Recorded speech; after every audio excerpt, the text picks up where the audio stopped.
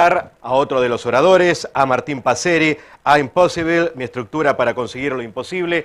Así ha denominado precisamente la charla que va a brindar en instantes. Marplatense, campeón argentino y entrenador, a los 6 años tuvo su primera ola corrida cuando su papá lo paró en una tabla y del miedo no se bajó hasta llegar a la orilla.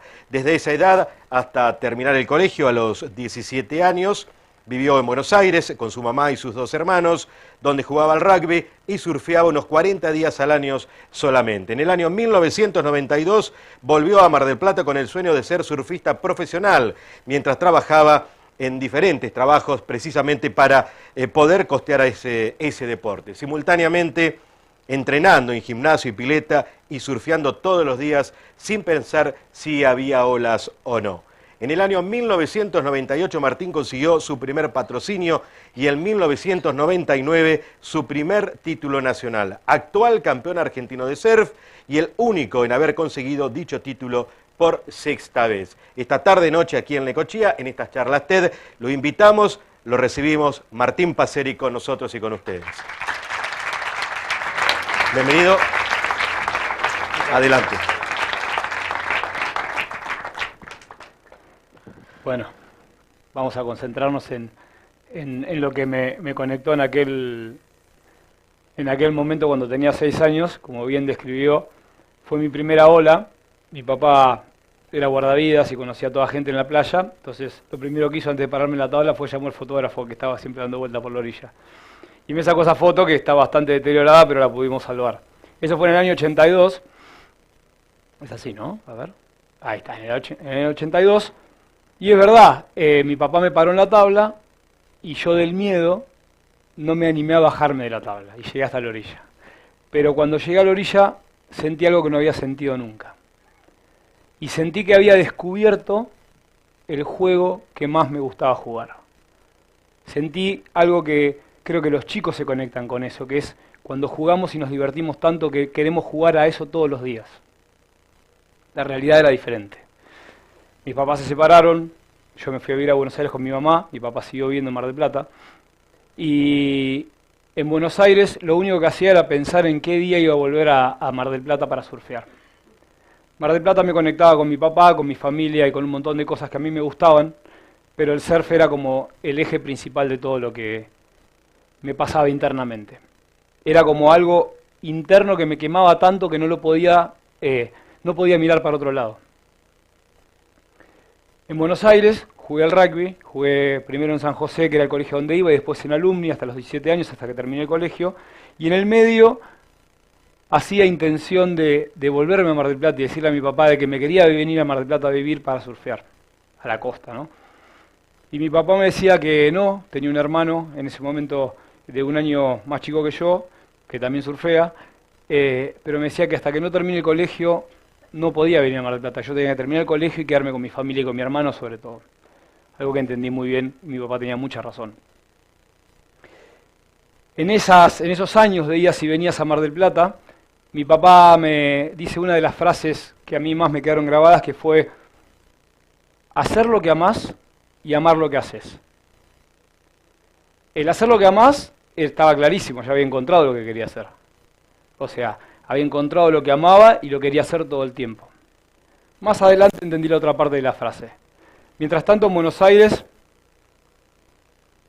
jugaba al rugby y en el rugby aprendí muchos valores que después los pude trasladar al surf y a mi vida.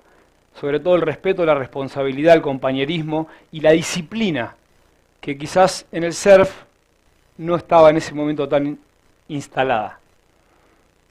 El sueño de ser surfista profesional estaba bastante lejos de lo que en ese momento la realidad argentina se vivía.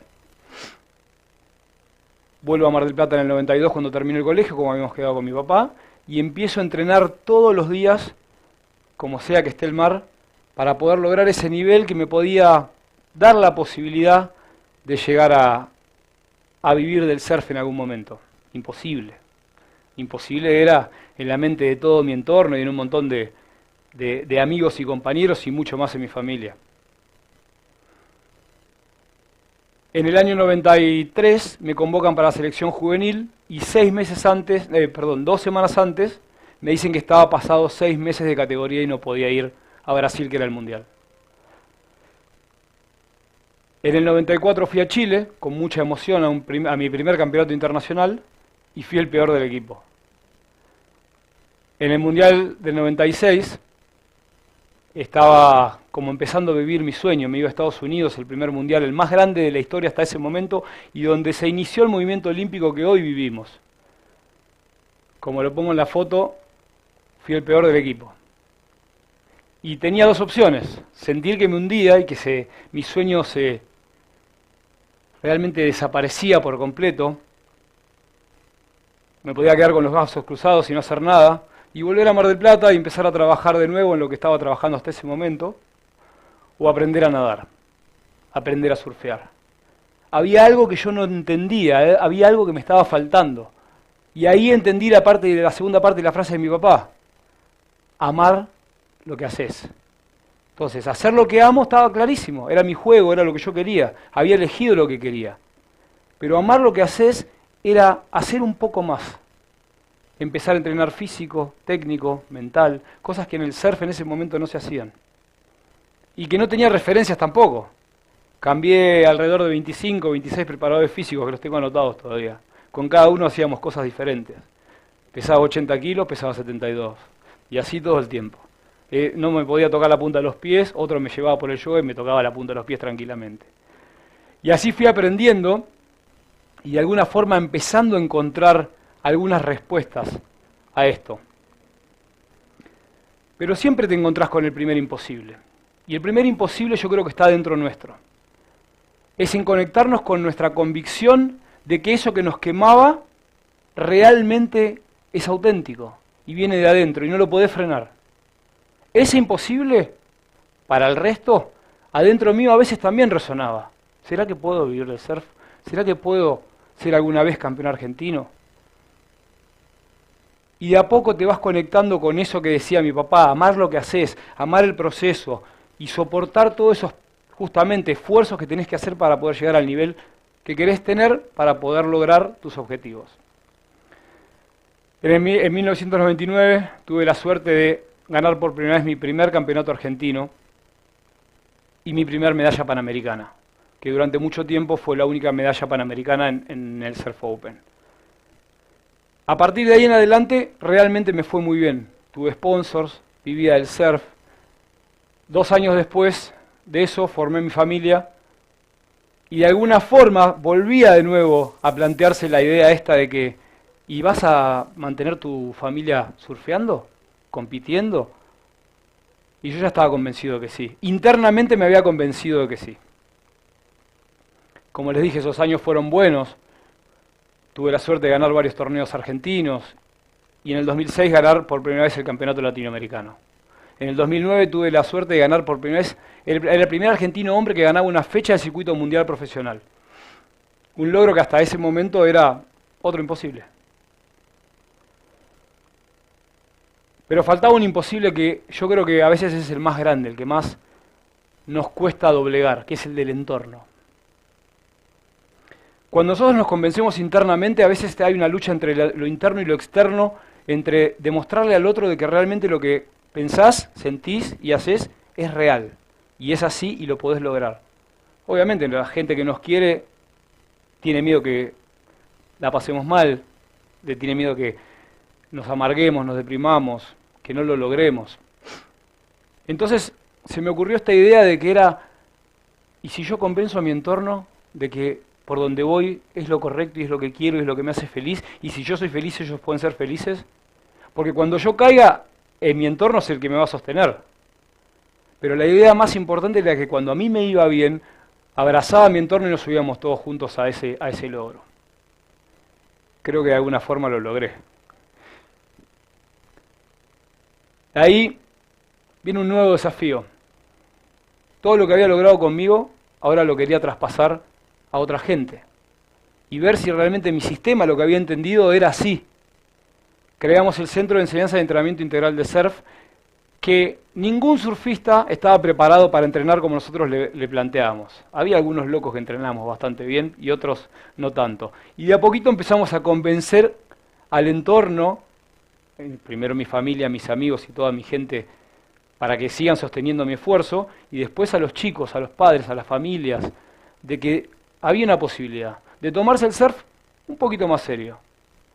Hace varios años creamos el Centro de Enseñanza y Entrenamiento, y con este grupo que el año pasado lograron 8 de los 10 títulos en juego del circuito nacional.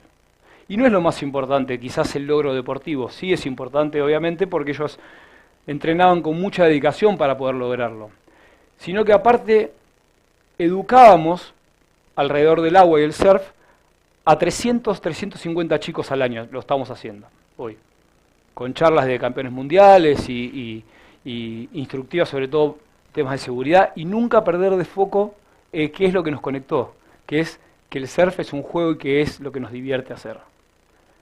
Lo más importante era convencer a mis atletas, a los chicos que hoy entreno, que el surfista no es un individuo, que no puede vivir solo, entrenando solo y compitiendo contra todos como si fuese mi enemigo, y que tenían que aprender a entrenar en grupo.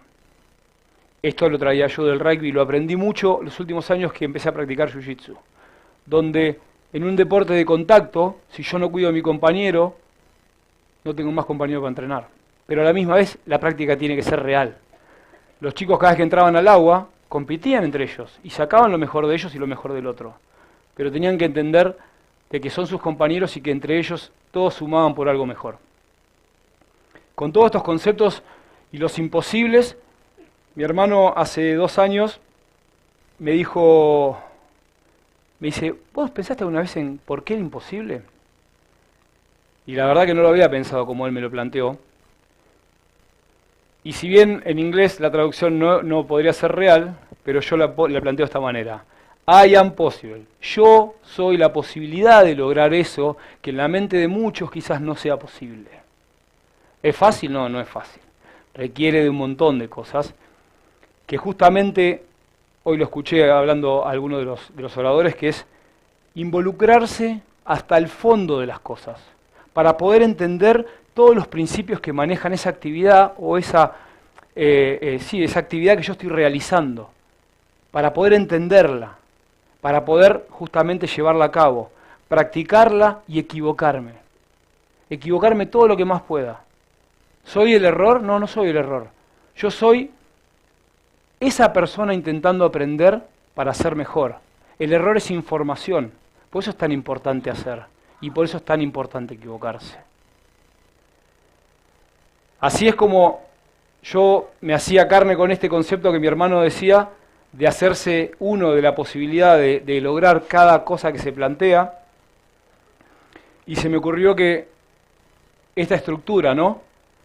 Que necesitamos tener un maestro para inspirarnos y volver siempre a ser ese aprendiz, esa mente principiante que quiere recibir y aprender, que tenemos que dejar un legado de todo lo que hacemos, lo que aprendemos, para poder traspasarle esa antorcha a la generación que viene y que tiene ganas, y por qué no pensar en querer cambiarle la vida a alguien, con todo lo que vamos aprendiendo. Obviamente mi equipo siempre está presente. 20 años después, 7 años después de mi último título nacional, pude lograr con 43 años salir campeón de nuevo, algo que veía muy lejos, casi imposible. Y ahí me di cuenta que mi papá tenía razón en lo último que me dijo.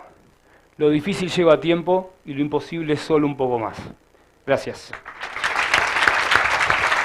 Felicitaciones. Gracias, Martín, por estar con nosotros. Me quedaron 2 cosas nada más. Por ahí ellos también están dentro de este grado de humildad, así entre comillas, de lo que estás diciendo. Dijiste, por suerte, por suerte, por suerte. Creo que esa suerte la acompañaste con un gran sacrificio.